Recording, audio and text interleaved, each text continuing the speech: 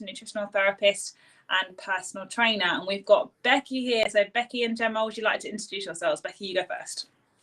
Hi everyone, my name's Becky Stone. I'm a clinical supervisor and an eating disorder specialist. Hello, I'm Gemma. I'm a qualified counsellor, psychotherapist and clinical supervisor. I'm looking to get more into working in this eating disorders field, so it's really great to connect today. Amazing, thank you very much. So today's topic of area, we're just going to be talking about mainly a bit about anorexia, binge eating, and going into as to why we actually called this like, why should you listen to two skinny blondes? that was actually my suggestion, and it was just more to do with I've watched a lot of your lives. You're both skinny, glamorous blondes, and I'm not so skinny, so it was just more thinking about clients actually in this eating disorders world. There's lots and lots of stuff about body image, and I was just thinking to offer a different perspective, different to the work you guys do already with a lot with anorexia. And, I'm really interested to know how you might work with clients, with obesity or with binge eating or really struggle with their weight. And it was just recognizing, oh, you apparently are, seemingly two skinny blondes who've got everything figured out. And I know that that's not the case, but it was just wanting to open up that conversation today, really. I think it's a good topic to talk about, actually, because I think it's not the first time it's come up when somebody has taken a look at me and gone, well, what are you going to know about it? Or you're pretty, so you don't have any problems, or oh, I can't work with you. Okay, so what is that? And I think it's natural. We, as human beings, we naturally judge each other. And I think it's more about recognizing that we're human. And I've had a binge eating disorder. I've battled with my weight over the years. And I think it's very easy to look at somebody and sort of try and fixate, well, how are they going to help? And I think the most important thing about whatever you choose to do when you come into therapy is making sure you find the right therapist. Because I think if you're sitting there and you feel really uncomfortable, it's not going to work. And I think it's that part of working together. I can get you in a really, really good space, but it's about building your confidence up along that way. Yeah. And what I'm discovering is, getting more and more into this field and doing training, is that it's quite often about the person's relationship with themselves. Would you say that's fair? Yeah, definitely. I think low self-esteem plays a massive part. And whether you are binge eating, whether you're somebody in a larger size body or it's anorexia, it's all to do with your self-worth. And you have to find coping mechanisms around the feelings. And I think food plays a big part. It's the one thing that we can control. Yeah, definitely. So Jen, what is your experience of working with clients who are suffering with obesity and binge eating from a nutritional perspective? So I've only worked with a few clients with binge eating disorders. Mainly my work is with anorexia. So far my experience has been, really good. In all honesty, I was a bit unaware of the fact that I would be sort of judged for that, because I'm quite an open and just sort of friendly person that just wants to do good, if I'm honest. Yeah, I think that's really true. Like, it's definitely a lot in our kind of psychotherapy world that we have to think quite a lot about what we present to clients and what they might be thinking about us as soon as they walk in the door. But I guess I know that you're really into your fitness, and and if I was a client, I might think, oh, how can she relate to me? Although some people have said to me, yeah, but you would definitely trust a skinny nutritionist, wouldn't you? So there's loads of different judgments I think we all have. Equally, people might not want to work with me either because they would judge me. So it was just a thing. There's just such a lot about body image, and I think the message of finding the right person and the right support for you, it's got to fit. Otherwise, you're not going to get the best out of it. No, I definitely agree, and I think it's I certainly I don't have it all together. I've been through my fair share of really hard times. I'm really open about my own journey through Gen Up and about the anorexia and the abuse of the background of emotional abuse, and where I went into the over exercising phase. I've had to deal with so many emotional issues and various traumas like throughout my life, and that's why I've gone into like what I'm doing, because I'm so passionate about helping other people, and that's just what I really want to get across, really. And just, you know, I really care about my clients who I work with, and it's just, yeah, I just really want to help them, and I hope that I can get that across, and I've got that across through the Gen Up website and everything. And I think that, you know, if people know that about, you know, us and our, you know, that we're genuine, we're just really here to help, I think that that's all that matters, really. And I think talking to each other and talking to people, because, you know, a lot of clients, I would say to people, just have a chat with a few different people. You know, if you're looking for some support, have a chat, because actually the reason why we've gone into this work is usually due to lived experience. And, you know, what we'll probably find is, even though you're judging somebody in the here and now, you know, they've probably been where you've been, or they can probably relate to that from the past. So it is just thinking about, you know, if I was a client, I'd be wanting to have a chat with plenty of people to see who I felt really at ease with, and to see who could help. I do normally do that before I start with any new clients, because everyone's different. I just give like a 10-15 minute chat before, just to see if we're a right fit, basically.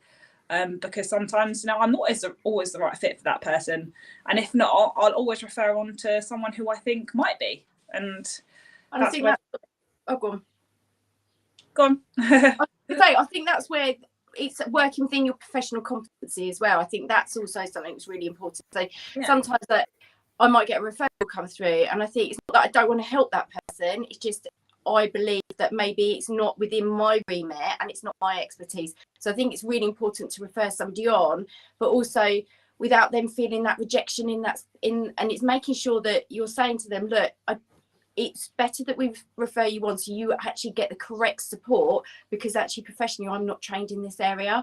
And I think that's really, really important. What advice would you give, Becky, to people like me who are looking to start out more in this field with clients with eating disorders? What training do you think there should be? Both myself and Jen have done training through the NCFED, and we've completed all of the courses that go with it. I would say it's really important to get the correct training and find a training that's right for you. And I think if you haven't got experience in the eating disorder world, possibly you will do more damage than good by working with clients that don't have any awareness around what is happening. And I know that I've worked with a few clients who have come through, they've worked with other professionals, and actually I'm unpicking their work, trying to get back onto an even keel to then start doing the work that I'm doing. So I think it's really important about being professional and knowing your competency. Yeah. And it's good to have people that you can network with and other therapists, so that when clients come to you, you can refer on. Or, you know, I actually have supervision with Becky, and that's how we met. And I bring some of my eating disorder clients to Becky. And so she supervises that work. So it just makes sure that, you know, we're working in a really safe and ethical way with those clients. But it is definitely an interest that I want to build, and more training that I want to do. What advice would you give to clients? Where can they find, you know, support for their eating disorder? What are some of the resources that we can share with them? Do you want to go, Jen, or me? I mean, yeah. So, well, firstly, obviously, the Beat website has got some good, you know, resources. Also, Gen Up, because I've turned it into a non-profit now. It's a non-profit organisation. So I hope to be producing, once we've got everything going forward, I hope to produce more resources and get more funding for more resources, because there are free resources on the website. So, but Gen Up's all about the early intervention. So it's how to spot the early signs. So there's toolkits on there for young people, parents and teachers. So that's all on there. They're all free resources on there. And then going forward, I want to create more free resources, just about more awareness about eating disorders, the stigma, and all these new things about, you know, body image, muscle dysmorphia, and ARFID. Like, you know, there's not enough information about ARFID out there. I'm sure you would agree with that. All these different types, you know, of eating disorders. That there needs to be more. It needs to be more education. I'm passionate about educating people, and there's just a lack of education, especially in the community. So the Gen Up website, the Beat website. Just trying to think of any more actually. And I'll tell you what, Seed, the eating disorder charity, has some good resources as well. Becky, do you know any more? We've got Jenny Langley's support group as well. I think that's fantastic. I'm always saying to parents, get yourself onto Jenny Langley, do the monthly support group so you're not on your own, because I think whether it's a binge eating disorder or whether it's anorexia or you've got stuff going around with food, I think having a support network around you. She also does training days as well, low cost training days, which I think are really important. And there is one more, but I'm having a moment that I can't remember what it's called. But I, if I'm fair to say, Jen, like you wouldn't be putting things on there or like referring people to clients that you didn't know and trust, that you knew had got the right qualifications and that were competent in working in this area.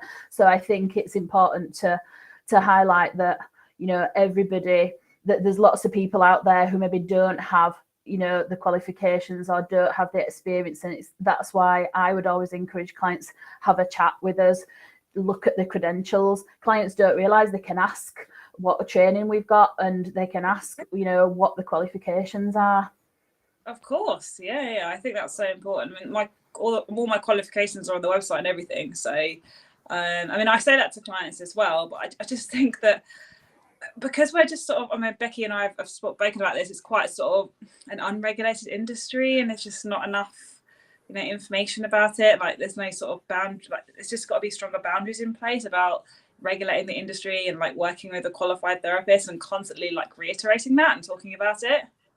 And I definitely think there's a gap as well, you know, when somebody goes to their GP and maybe their BMI is too high or they get told to lose weight, and they are struggling with an eating disorder at the same time, you know, there's a real gap in kind of, you know, working with somebody to treat the psychological part of what's going on there. You know, there's quite a lot of you know, medications and diet plans and, you know, things that they give out to people perhaps, but maybe there needs to be more awareness there about, well, there's usually a psychological reason, so that then that person can get like a multidisciplinary approach, because I feel like one of these variables or one of these treatments is not always necessarily enough. There needs to be. Oh no, there definitely needs to be a multidisciplinary clinic going forward, especially for something like anorexia as well. Like that's why me and Becky work well, because I did the nutrition side and Becky does the therapy side, because they both work really well together in, you know, in restoring some of anorexia, because the nutrition plays a big part in like refeeding the brain. The starvation effects of starvation on the brain. Definitely multidisciplinary clinics are needed in the future for all eating disorders. Yeah, because I really see how that could work with somebody with binge eating as well, and someone who's struggling with, you know, overeating and all of the others, because there needs to be more education for clients as well as GPs probably. And also not something me and Gemma spoke about before we came on, was making sure that you're not just palmed off with medication as well, because I think you can go to the GP and some GPs are very aware of what an eating disorder is and some GPs are not, and medication, please don't get me wrong, I think can really benefit certain individuals. Sometimes it just numbs them off and it actually doesn't get to the root cause of what is with going on for them with the eating disorder. And food, especially if you're binge eating, food gives a lot of comfort, but it also comes with a lot of shame and guilt and uncomfortableness, and you just go around in this loop cycle. And what's given me another idea for another chat is about BMI, because, you know, you get measured against this number, and I know it's got its place, I think, in different kind of treatments for eating disorders, but I think quite often that can become a real sticking point for a lot of people. And I wanted to refer to your other live the other day about set point weight, and, you know, how you then, your body reaches a natural point. So physiologically you do get stuck, and people are still trying to aim for this number or this magic like healthy BMI that might not always be realistic, which again makes you feel such a failure. And so that's probably another chat, but, you know, it's all linked in, I think, to that first, you know, liaison with a GP where you're saying, I need help.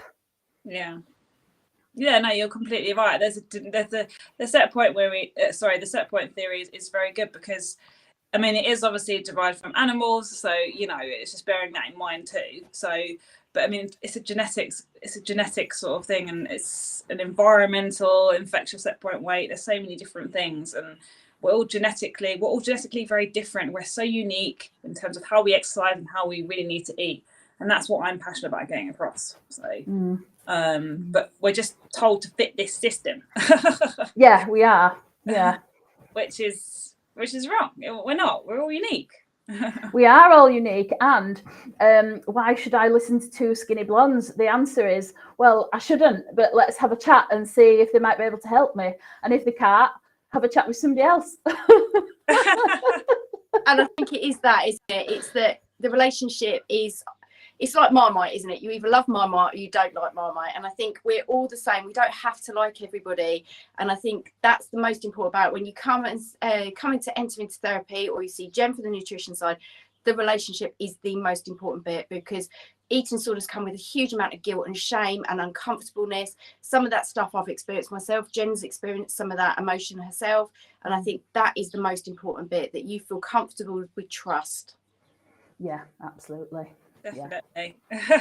And they're not going to feel judged, but I think that quite often the passion will come across anyway. I know, speaking to Becky for the first time, just about working together and stuff, it was we just connected straight away. And I think that's the thing that happens with clients. The clients will get a really good feel for you in a 15-minute chat, and all of that kind of prejudice and judgment that they might have will probably fade away. Yeah, and I think it's time. It's having the courage to enter into therapy, or having the courage to reach out for the nutrition side. And it's been exposing this thing that you've kept a secret for a very long time. And I think that by exposure, I firmly believe, takes a lot of courage and vulnerability as well. And they both link hand in hand for recovery. Yeah, it's very brave. No, it is. It's not easy. Oh, it's been brilliant having you on, Gemma. And two skinny blondes, yay! No, it's been good. Hopefully, and it was a very light-hearted kind of title that I wanted to put across, but it's basically just highlighting the importance of clients finding the right support for them, because it does take quite a lot of bravery, and you have to make sure that your therapist is right for you, but also has the right qualifications. So that was my main point. Thank you so much for letting me be part of your chat today. Oh, you're very welcome. Thank you for coming on, and I hope everybody comes to join us with our next live, and thank you for watching. Okay, thank you. Bye.